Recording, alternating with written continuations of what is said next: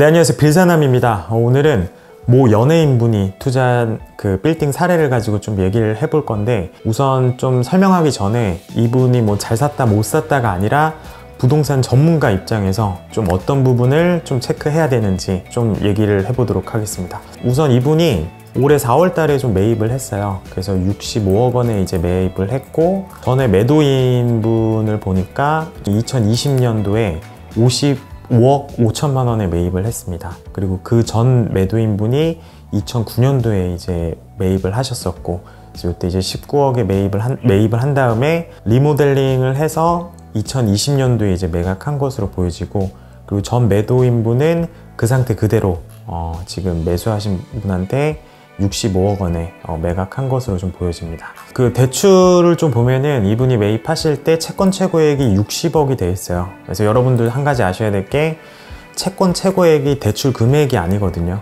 보통 이제 이자랑 이런 거를 다 포함시켜놔요. 그래서 120% 정도 설정을 하는데, 아마 실제로 받은 금액은 한 50억 정도 될 것으로 좀 예상이 됩니다. 8월 말에 근저당권 설정이 돼 있는데, 채무자가 이제 그분 법인인 것 같아요. 그분이 이제 대표로 있는 법인이고, 채권 최고액이 이제 6억 원으로 잡혀 있습니다. 그래서 아까 말씀드렸지만 실제로는 한 5억 정도 되는 것 같아요. 그래서 보통 이제 이 금액이 보증금 금액을 많이 하거든요. 그래서 보증금이 아마 한 5억 해가지고, 월세는 얼마나 했는지 모르겠지만, 그래서 보통 이제 기업 대표님들이 건물 사실 때 건물 명의는 이제 개인 명의로 하고, 그리고 본인 어떻게 보면 법인에 이제 임대 주는 방식으로 좀 많이 하긴 하거든요. 이분 입장에서는 어찌됐든 안정적으로 임대 수익을 받을 수 있죠, 이 법인에서.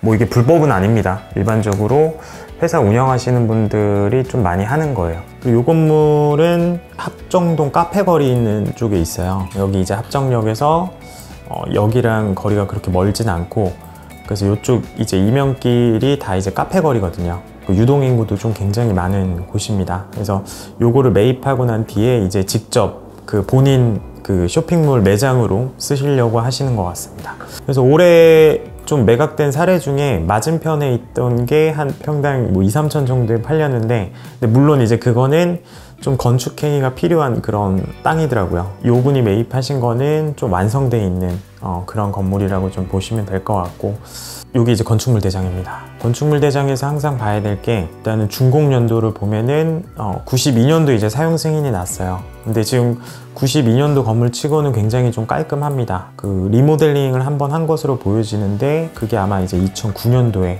리모델링을 한 것 같아요. 그래서 5층이 원래 주택이었는데 요걸 이제 근생으로 좀 바꿨고, 주차장 1면이 있는데 요걸 이제 그 옷가게로 쓰면서 위반 건축물이 좀 표기가 돼 있어요. 이것도 이제 표기가 돼 있고, 뭐 도면을 한번 확인을 해봐야 될 것 같아요. 그래서 어떤 부분이 주차장 부분인지 좀 확인을 해봐야 됐고, 전에 모습을 보면은 이게 원래 리모델링 전 사진이에요. 전에 이렇게 되게 노후화된 상가주택 건물이었죠. 1층에 카센터 있었고, 그래서 요거 있는데 이렇게 이제 리모델링 한 겁니다. 일단 여기 이제 북향이어서 지금 일조권 사서는 많이 안 받는 땅이긴 한데, 주차장 부분이 뭐 여기인 것 같기도 해요. 그래서 요건 한번 확인해 봐야 될 것 같고, 1층, 2층, 3층, 4층 보면은 1층, 2층, 3층, 4층 그 다음에 5층 부분이 있는데 이렇게 반듯하게 핀 것 같은데, 여기서 하나 보셔야 될 게, 지금 보면은 5층이 64제곱미터입니다. 4층이 70제곱미터고, 그래서 뭐 면적이 좀 더 작아야 되는데 모르겠어요. 요거는 뭐 가벽인지는 모르겠는데 한번 요거는 확인해 봐야 됩니다. 지금 용도가 이제 3, 4층이 주택으로 되어 있는데 실제로 일단 뭘 쓰고 있는지도 한번 봐야 되는 것 같고, 그래서 여러분들이 이렇게 건물 보실 때 건축물 대장 되게 중요해요. 면적도 맨 꼭대기층이 좀 작긴 하지만 실제로 가서는 조금 뭐 다 비슷해 보이잖아요. 뒤에도 아마 다 똑같이 되어 있는 것 같은데, 이것도 한번 확인을 해봐야 될 것 같습니다. 1층도 한번 확인해 봐야 되고, 그리고 5층 부분 그 면적 좀 줄어드는데 요게 가벽인지 뭐 어떻게 해놨는지를 한번 확인은 해봐야 될 것 같아요.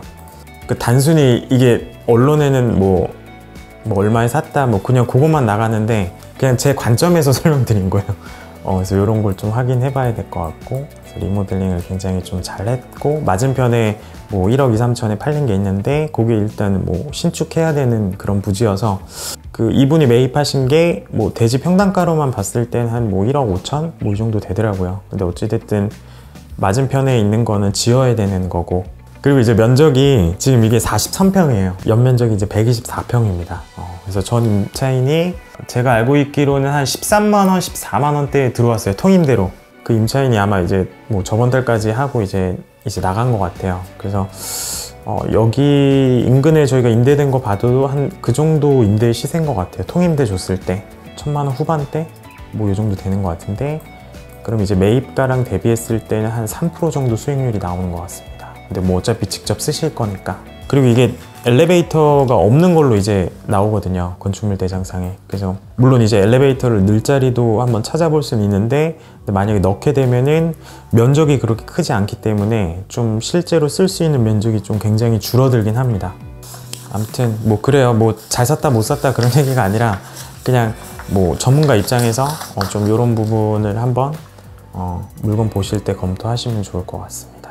이 전에 매도하신 분은 그 상태에 이제 그대로 매각을 했고, 그리고 대출 채권 최고액 나온 게 전체 대출 금액이 아니다.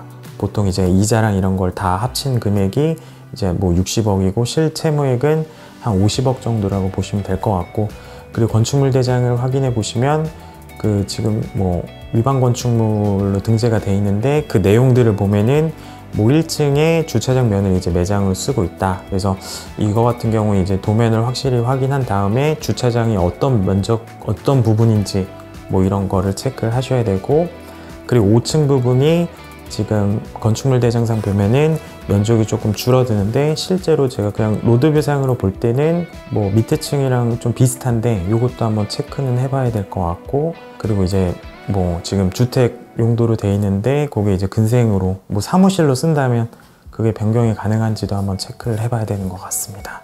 그리고 이제 맞은편에 있는 게 뭐 한 1억 뭐 2, 3천 이 정도에 팔렸는데, 요건 이제 완성되어 있는 건물이어서 뭐 그렇게 뭔가 뭐 비싸게 샀다 뭐 그런 건 아닌 것 같습니다. 네.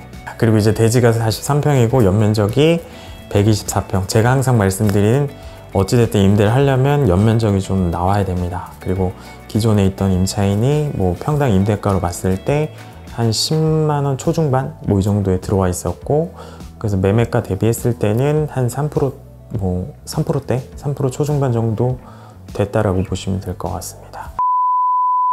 일단 조심스럽습니다. 뭐 누구의 빌딩을 평가한다는 게 뭐 제가 얘기한 게 좀 다를 수도 있고 뭐 그런 부분도 있기 때문에 좀 그냥 참고 정도 해서 보시면 좋을 것 같습니다. 영상은 여기까지 하고요. 여러분들 항상 빌딩 보실 때 단순하게 뭐 매매가, 뭐 임차인 평당가만 볼 게 아니라 방금 말씀드렸던 그런 건축물 대장이나 뭐 토지 이용계, 그리고 등기부등본 이런 기본적인 거를 먼저 봐야 되거든요. 그래서 이 부분을 조금 뭐 기억하셨다가 여러분들도 빌딩 찾으실 때 항상 제가 말씀드리는 게, 건축물 대장을 계약 당일날 봐요. 답사 전에 이런 부분을 꼭 체크하셔가지고 좀 이 부분은 어떻게 되는지 한번 좀 체크를 하셔서 보셨으면 좋겠습니다.